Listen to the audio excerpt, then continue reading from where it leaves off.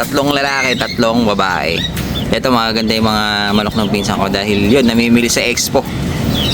Medyo binabaha kaya ayun, natanggal mga singko. Pakita lang natin yung mga dinala ng tropa pips natin bago natin i-separate sa mga kulungan dyan mga singko. Tingnan muna natin dito, mukhang magaganda Ito yung sinasabi ko mga singko, sobrang lugon niya nakakalbo na. Pero tumutubo naman na. Maganda ito pag tumubo. Maganda yung pagkaka-brown niya Mukhang lalaki, TUPF. Uy! May sticker mga singko, may sticker. Pero may sensor. Ayun Parang may sensor siya. Ayun May nakadikit na ano. Ano kaya ito? Ayun Oblong na may sensor, may sticker pa. Yan! Good morning! Napakaganda ng umaga.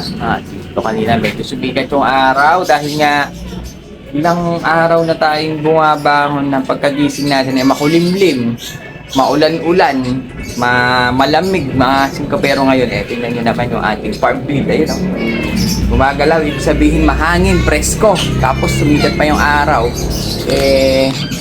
Goods, maganda senyales.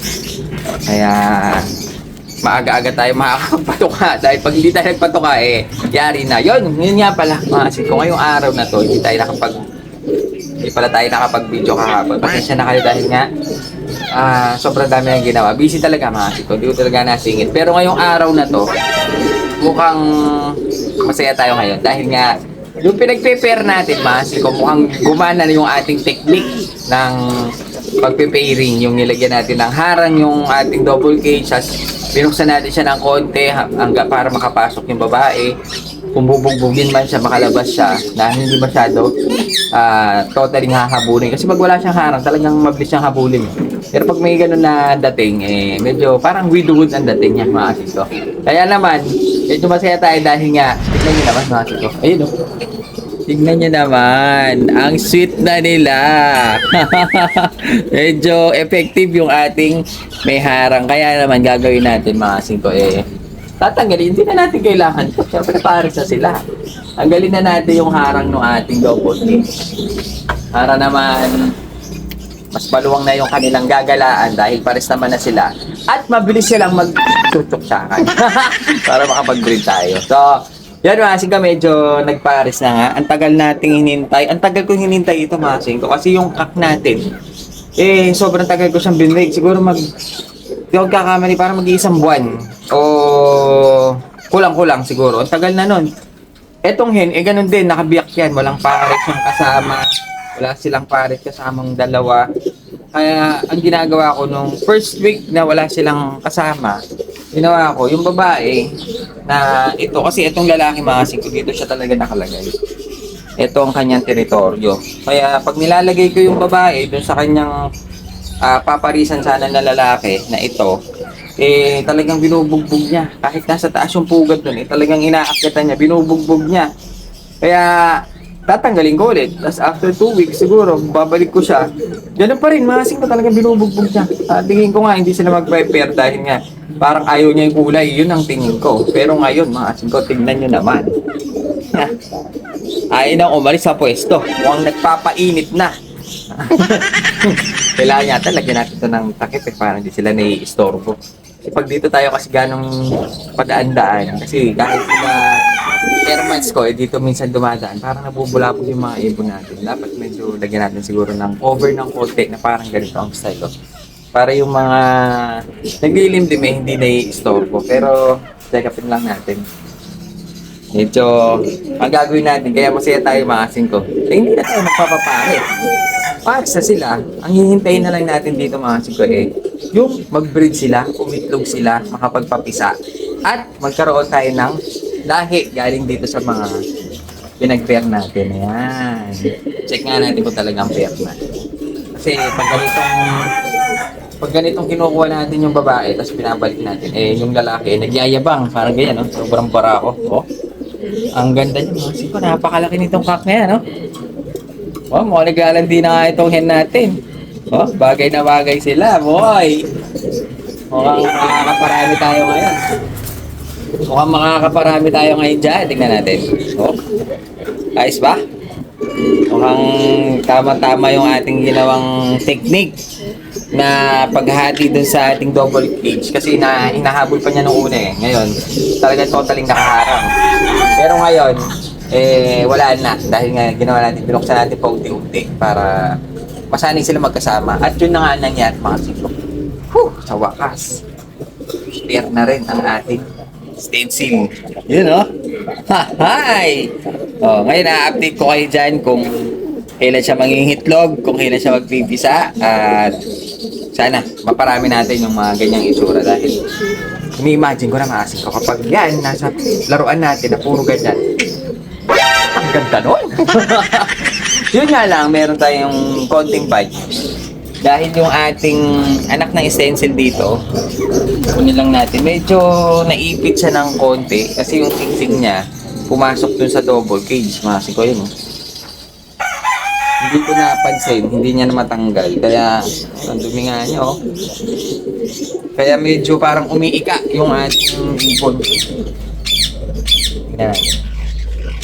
Nakakatayo naman siya. Medyo okay na, yun, oh. Medyo umiika siya ng konti. Kasi nga itong singsing niya, mga singko, umipit sa ilalim ng double cage, lumusot yung paa niya. Pero natutukod na niya konti, oh. Buti nakita natin agad. Kasi kung hindi natin nakita agad yung mga singko, hindi natin agad napansin. Pilay ito. Mapipilay siya kasi pipilitin niyang umalis na nakaipit yung kanyang singsing. Madalas ako nangyayari sa ganyan. Ewan ko lang sa inyo kung nasusubukan niya yun, kung double cage yung kulungan mo. Kasi kung screen ng flooring niya mga singko, hindi siya maiipit. Diba? Kaya medyo nagpapagaling siya ngayon at inaanohan natin siya ng yung calcium na yung parang bigay na sinubo natin yung calci plus para tumibay yung buto niya. So, ito naman magaling, hindi siya sumasabit. Ganyan lang yan, ha? Di ba? Madami yung stencil natin.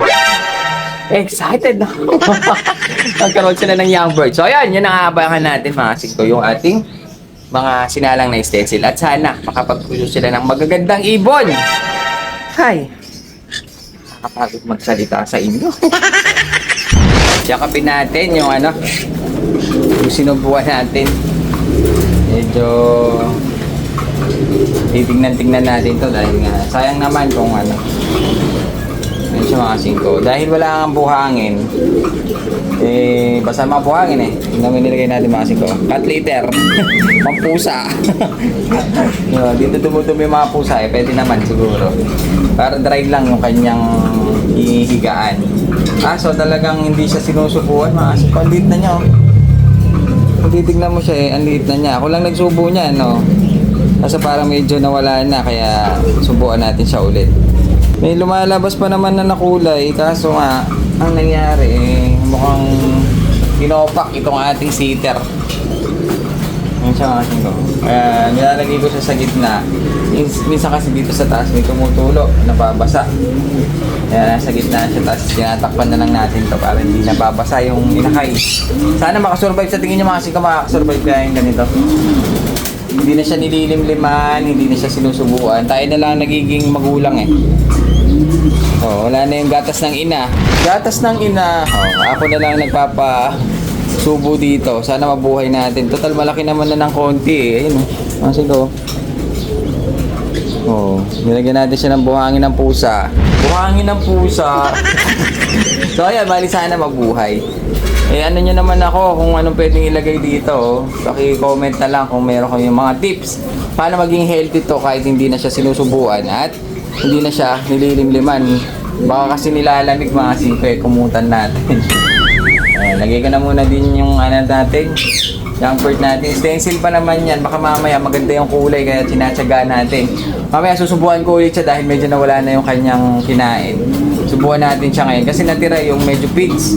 Wala na yung tubig, kaya gagawin natin, susubuan natin siya na mas marami na konti tubig para hindi siya mahirapang manunaw, baka lalong mamatay mga singko. So yun, bago ang lahat shoutout lang natin mga tropa babes natin na sila Edgar Agravan ng Las Piñas City, shoutout sa iyo. Kay Erwin Pangan ng Binyan Laguna, shoutout. Kay Mark Valencia, shoutout sa iyo. Kay Kobe Bryan, Kobe Sanchez, shoutout sa iyo. Kay Bongbi ng Pangasinan. At last na yan mga singko. So yun, bigyan nyo naman ako ng tips kung paano natin to magiging healthy.